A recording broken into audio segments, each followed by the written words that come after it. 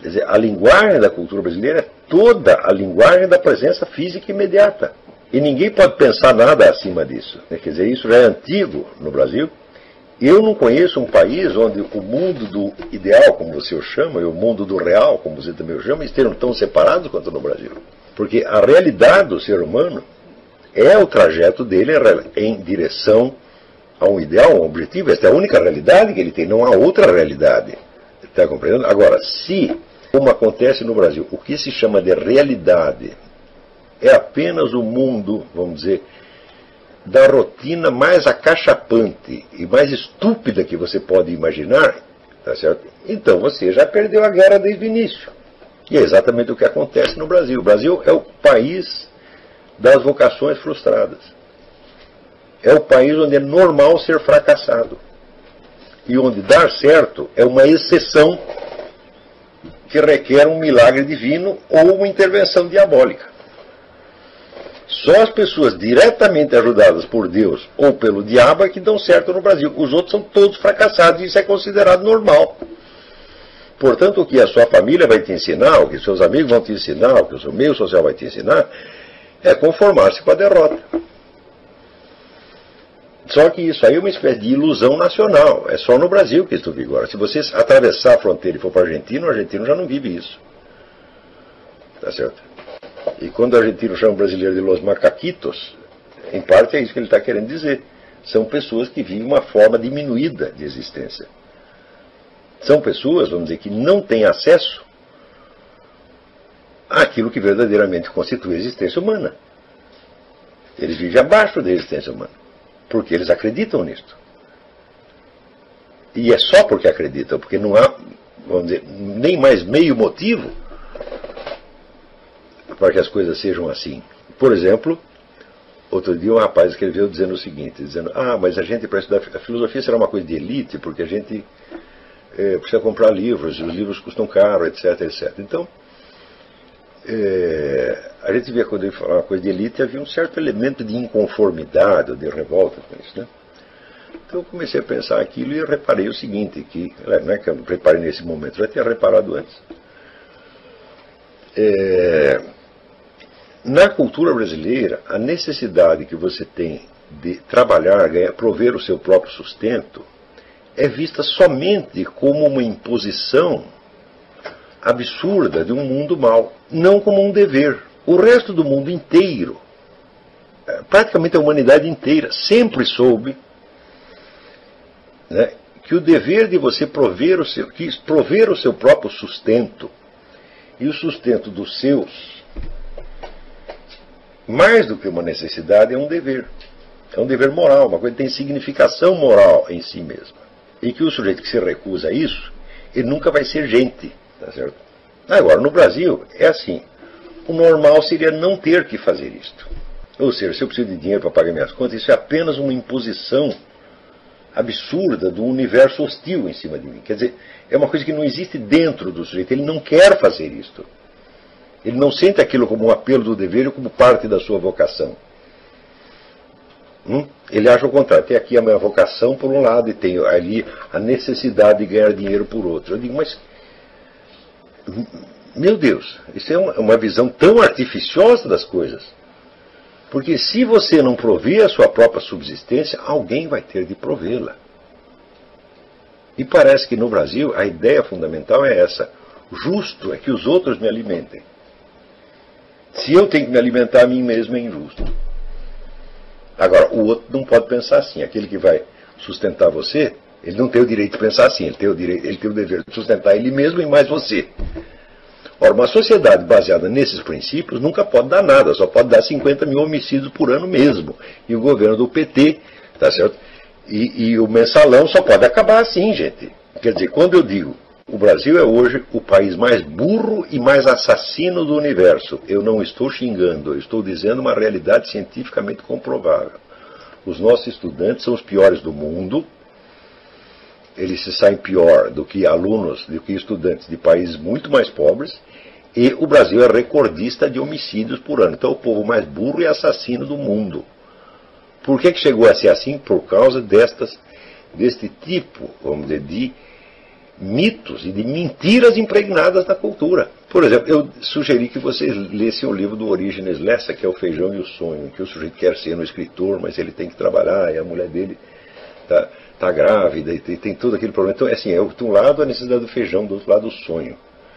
Eu digo, isso é típico da cultura brasileira. Eu digo, meu filho, o dever que você tem de trabalhar, de se sustentar, de prover as suas próprias necessidades e a da sua família é parte integrante da sua vocação. Se você se recusa a fazer isso, você não merece que a gente lhe dirija a palavra, porque você é sub-humano, você é um ladrão. O sujeito que acha que os outros, ou a sociedade, entre aspas, tem a obrigação de sustentá-lo e não ele mesmo, e ainda assim, pensando com esta ideia baixa, nojenta, porca, ele ainda quer ser um escritor, o sujeito desse tem que apanhar muito. E se não é para explicar porque está batendo. Então, não vou bater em você e não vou te dar explicação nenhuma. Só vou parar de bater quando você entender porque ele está batendo. E isto, no entanto, dificilmente eu conheço um brasileiro que não tem esse problema na cabeça.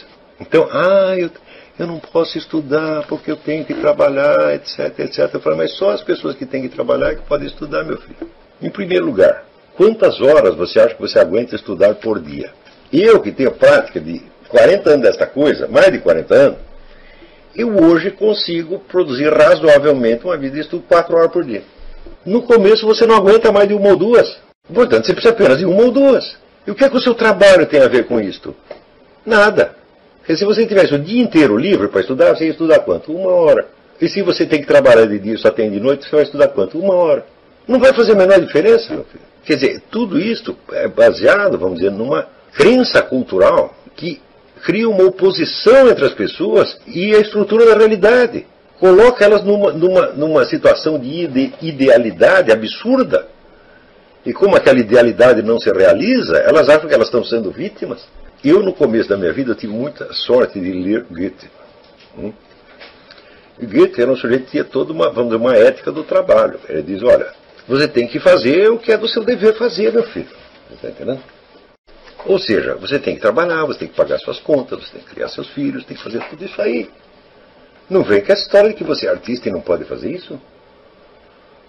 Porque os artistas que fugiram às suas obrigações, que tipo de gente são eles? Jean-Jacques Rousseau? É disso que você está falando? É Jean-Jacques Rousseau que você quer ser? Joga os filhos no orfanato para você poder fazer a sua carreira literária? Sua carreira literária vai ser uma merda como foi a Rousseau. Você vai escrever uma obra toda cheia de mentira, vai ser uma coisa sem substância e só vai fazer mal para a humanidade. É isso que você quer fazer? Então, você não é capaz de se sustentar? Então sai daqui, moleque. Vai embora. Eu não quero você como meu aluno. Arruma um emprego, torne-se um homem decente e volte. Está entendendo? É assim mesmo. Eu já fiz essa aula no sábado, que é porque eu sei que tem gente que trabalha durante a semana e não pode. E a carga de leitura e de estudo que eu estou dando para vocês é muito pequena, tendo em vista isto. Agora, vem gente com choradeira? Só no Brasil que acontece isto, gente. Isto é uma marca da cultura brasileira. E vou dizer de onde veio essa marca. Eu vou ler um negócio aqui para vocês. Isso aqui é um depoimento feito pelo poeta Jorge de Lima, em 1942. Então ele está falando do movimento modernista.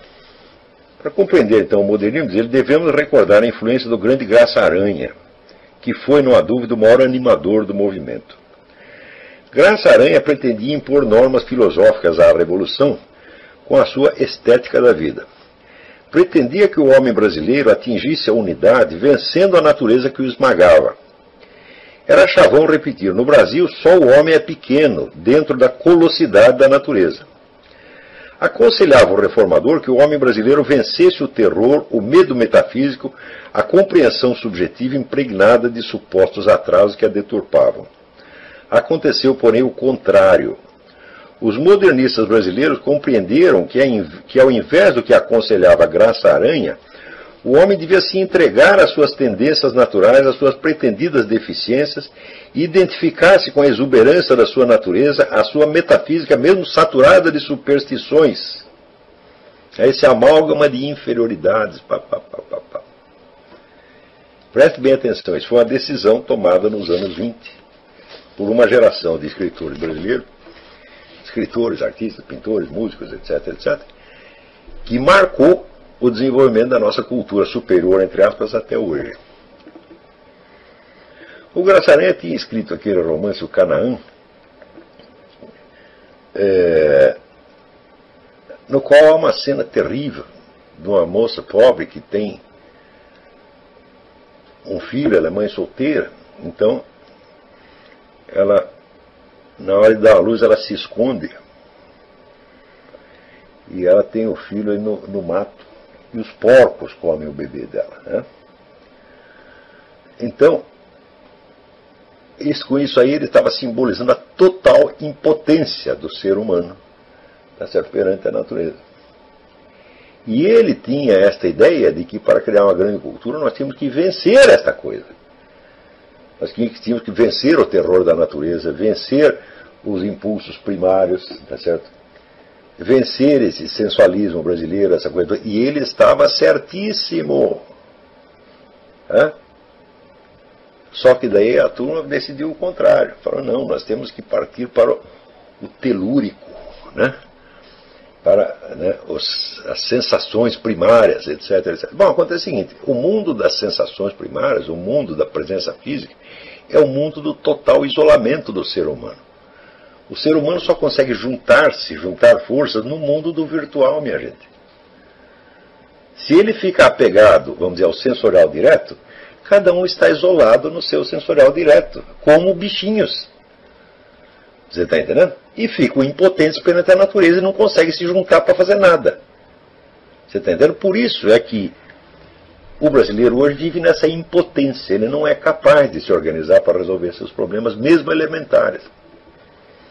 E fica esperando que o governo resolva, mas acontece que os caras que estão no governo pensam igualzinho a ele. Está entendendo? E daí fica toda esta babaquice, tá certo? De cultuar religiões animistas, e carnaval, e candomblé, etc. Tudo isso já devia ter sido extinto há muito tempo. Isso aí só faz mal para as pessoas, pô. Isso aí tem que acabar. Enquanto continuar com esta babaquice, vai continuar os 50 mil homicídios por ano. É certo? Porque se você pensar, o que é carnaval? É uma farra sangrenta. Não é isso? Por que acham isso tão lindo? Porque são os idiotas, porque acreditaram nessa geração de pseudo-intelectuais. Quem aguenta ler os poetas do modernismo hoje? Ninguém aguenta. Aquilo é de um artificialismo, de uma babaquice sem fim. Quer dizer, para sair uma literatura boa, saiu, por exemplo, note bem, veja o contraste. Em 1926 houve um segundo modernismo no Nordeste, inspirado pelo Gilberto Freire. Não foi o modernismo paulista, né?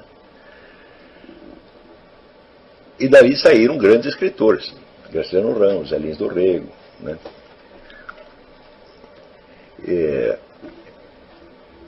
No livro do Zé Lins do Rego, Cangaceiros, que é um livro que acho que todo mundo devia ler,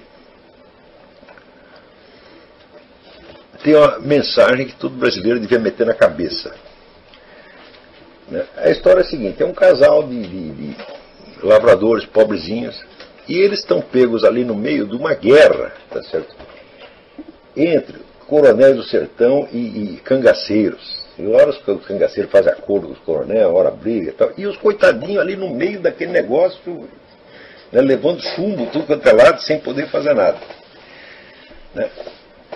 E por quê? Porque eles nunca sabem o que vai acontecer, eles nunca sabem nem onde estão os cangaceiros, nem onde é a guerra, eles estão completamente perdidos. Até que aparece um cego, que é um desses cantadores de feira, né?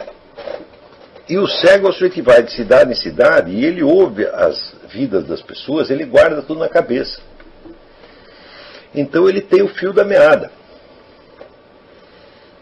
E graças ao cego, aquele casal consegue mudar, ir para um outro lugar e se salvar. Tá entendendo? Então o que é isso? Eu acho um grande livro, mas um grande livro. Né? O pessoal dá muito mais valor a outros livros do Zé Lins do Rego, mas acho que isso aqui é uma obra-prima mesmo, porque é o quê? É o nascimento da civilização, através da linguagem. O poder da linguagem unifica os vários dados dos sentidos, transfere os caras do mundo daquela atualidade física atomística, quebradiça, separada, para um mundo onde as coisas têm unidade, tá entendendo? Então elas percebem o sentido e elas sabem o que fazer. Só que é o seguinte, a cultura brasileira até hoje não deu esse salto. Que era o que estava propondo o Graça Aranha, isso que nós temos que fazer. Agora, para isto, exige um certo sacrifício. Qual é o sacrifício? Você não vai sacrificar nada do substantivo, não. Você vai sacrificar bobagem. Você vai sacrificar carnaval. Você vai sacrificar o... Como é que se diz? Esse apego que você tem ao sensualismo imediato. Tudo isso tem que ser transcendido, minha gente.